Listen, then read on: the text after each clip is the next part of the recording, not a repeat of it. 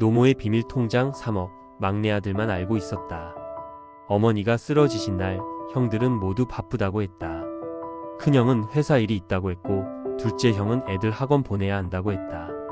결국 나 혼자 응급실로 달려갔다. 어머니는 뇌졸중이었다. 의사는 반신마비가 올 수 있다고 했다. 앞으로 누군가 24시간 돌봐드려야 한다고 했다. 가족 회의를 했다. 큰형이 입을 열었다. 요양원에 모시자고 했다. 우리 모두 바쁘니까 어쩔 수 없다고 했다. 둘째 형도 동의했다. 그런데 나는 반대했다. 어머니는 평생 우리를 키우느라 고생하셨는데 요양원에 모신다는 게 말이 되냐고 했다. 형들이 비웃었다. 그럼 내가 모시겠냐고 물었다. 너는 결혼도 안 했으니 시간 많지 않냐고 했다. 나는 회사 다니고 있다고 항변했다. 하지만 형들은 듣지 않았다. 어머니를 집으로 모셔왔다. 처음에는 괜찮을 줄 알았다. 하지만 현실은 달랐다. 어머니는 혼자서는 아무것도 할 수 없었다. 화장실도, 식사도, 옷 갈아입는 것도 모두 내가 도와드려야 했다. 밤에는 불안해하시며 계속 나를 부르셨다. 나는 제대로 잠을 잘 수 없었다. 형들은 한 달에 한 번씩 들렀다.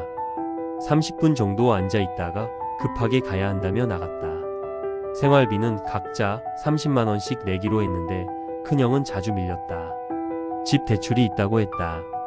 둘째 형은 아예 안 냈다. 애들 교육비가 많이 든다고 했다. 나는 어머니 통장으로 생활했다. 어머니의 연금은 80만 원이었다.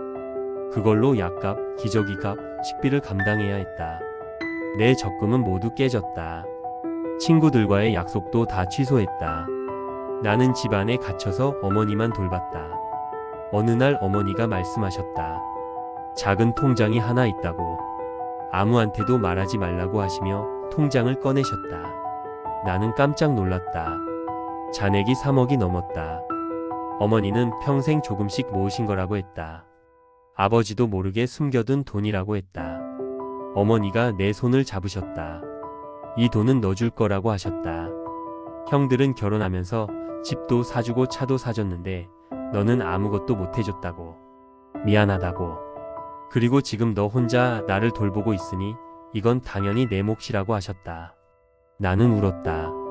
어머니가 나를 생각하고 계셨다는 게 고마웠다. 하지만 동시에 불안했다. 형들이 알면 가만 있지 않을 게 분명했다. 어머니는 절대 비밀로 하라고 신신당부하셨다. 당신이 돌아가시면 그때 쓰라고 하셨다. 그로부터 1년이 지났다. 어머니의 상태는 나아지지 않았다. 나는 계속 집에만 있었다. 40대가 되어가는데 연애도 결혼도 커리어도 포기한 채 어머니만 돌봤다. 가끔 거울을 보면 내가 너무 늙어 보였다. 친구들은 다들 결혼해서 애 낳고 사는데 나는 혼자였다. 어느 날 둘째 형이 찾아왔다. 평소와 달리 상냥했다. 어머니 상태를 물어보고 나한테 고생한다고 했다. 그러더니 슬쩍 물었다. 어머니 통장이 몇 개냐고. 나는 심장이 덜컥 내려앉았다. 하지만 모르는 척했다. 연금 받는 통장 하나뿐이라고 했다. 둘째 형이 웃으며 말했다.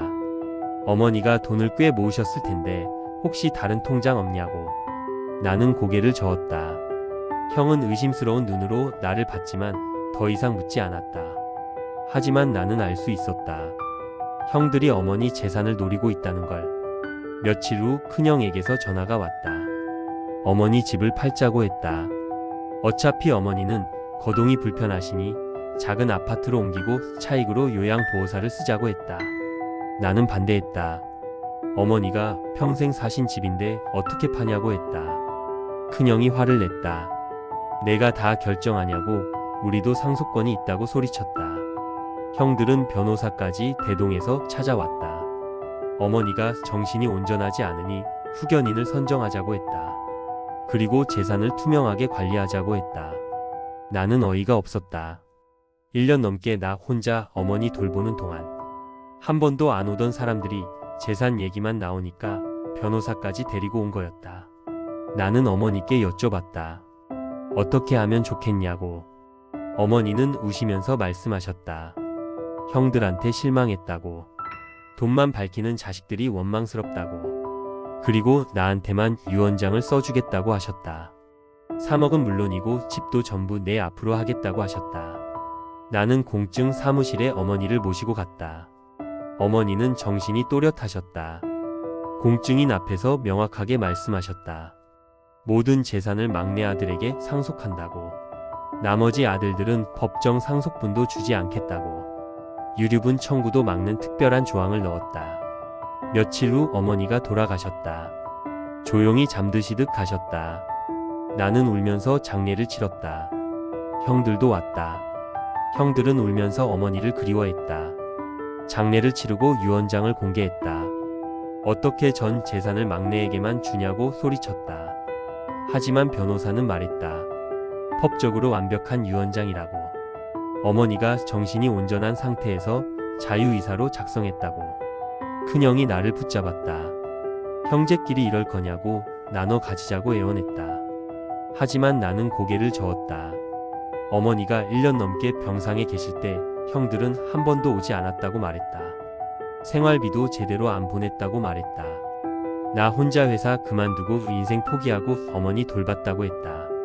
형들은 소송을 걸었다. 유언장이 무효라고 주장했다. 하지만 법원은 형들의 손을 들어주지 않았다. 어머니가 공증까지 받은 명확한 유언장이었고 형들이 어머니를 돌보지 않은 정황도 드러났다. 결국 형들은 한 푼도 받지 못했다. 나는 어머니가 물려주신 집에서 산다. 3억은 어머니를 추모하는 장학재단을 만드는 데 썼다. 어려운 환경에서 부모를 돌보는 자녀들을 돕는 재단이다.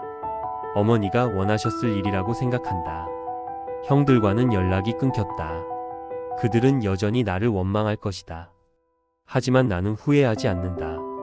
나는 어머니가 살아계실 때 최선을 다했다. 형들은 어머니가 돌아가신 후에야 재산에 관심을 가졌다. 그 차이가 결과를 만들었다. 가끔 어머니 사진을 본다. 어머니는 미소 짓고 계신다. 나는 어머니께 말한다. 잘하셨다고. 옳은 결정을 하셨다고. 효도는 살아계실 때 하는 거지 돌아가신 후 유산을 받는 게 아니라고. 어머니도 그걸 아셨을 거라고. 구독과 좋아요는 큰 힘이 됩니다. 막장 5분과 함께 특별한 이야기를 함께 해보세요. 우리 주변의 이야기를 빠르게 만나보세요.